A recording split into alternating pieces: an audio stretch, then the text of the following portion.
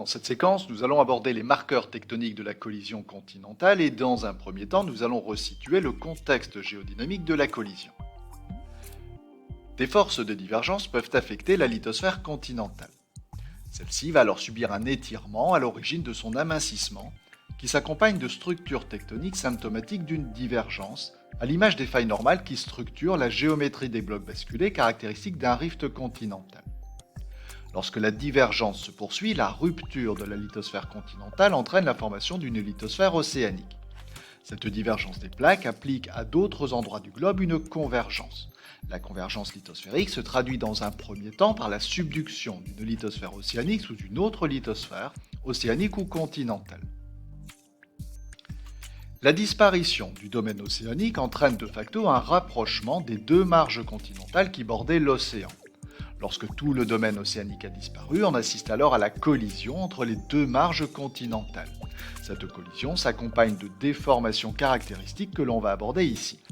Quels sont les indices tectoniques qui attestent d'une collision continentale ? Une zone de collision est marquée par la suture qui s'effectue au niveau des deux marges continentales qui sont entrées en collision. Cette collision se traduit par un épaississement de la croûte continentale dû à des empilements liés au raccourcissement lithosphérique.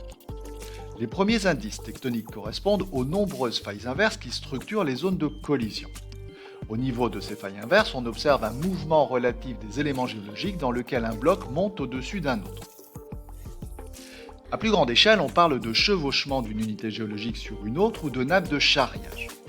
Enfin, les forces de compression sont aussi à l'origine des plis. La mise en place de ces structures tectoniques qui s'accompagnent d'empilements sont responsables d'un épaississement de la croûte continentale. Les zones de collision sont alors marquées par l'existence d'un relief positif en surface associé à une chaîne de montagnes, dite chaîne de collision, et à une racine crustale en profondeur.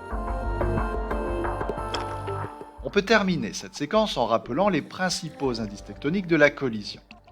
On a d'abord les failles inverses, les plis, les chevauchements et les nappes de charriage. On a ensuite un épaississement de la croûte continentale associé à un relief positif en surface et une racine crustale en profondeur.